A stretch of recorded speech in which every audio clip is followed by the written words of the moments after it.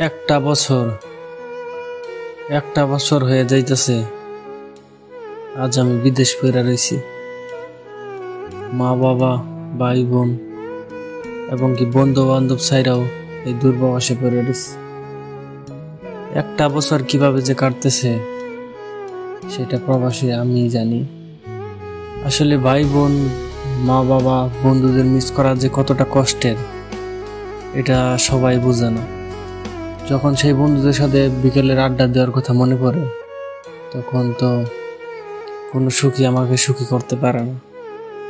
চোখের কোনায় জল এসে পড়ে, কিন্তু কি করার, ফ্যামিলির এবং নিজের কেরিয়ারের জন্য এই প্রবাসে আসা। প্রবাসী মানুষ সুন্দর সুন্দর শার্ট প্যান্ট পরে সুন্দর স্টাইল করে ছবি স্টোরি দেয়, তার মানে এই প্রবাসীরা সুখী নেই। আসলে প্রবাসের সুখ বলতে কিছুই নেই। সুখ বলতে ওই দেশেই মা বাবার সাথে, বন্ধু বান্ধবের সাথে আড্ডা দেওয়ার মধ্যেই সুখ। প্রবাসে এসে কোনোদিন সুখ পাবেন না। হয়তো প্রবাসে এসে বন্ধু বান্ধব তৈরি হবে, ভাই বাদার তৈরি হবে, সবকিছুই তৈরি হবে, কিন্তু সে আগের মতো কোনো কিছুতে আর ফিল পাবেন না। যখন মা বাবার কথা মনে পড়ে চোখ দিয়েও জোরে পানি পড়ে যায়।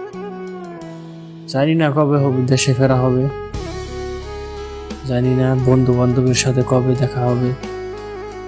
একটা কথাই, বন্ধু তোদের অনেক মিস করি এবং মা বাবাদের অনেক মিস করি।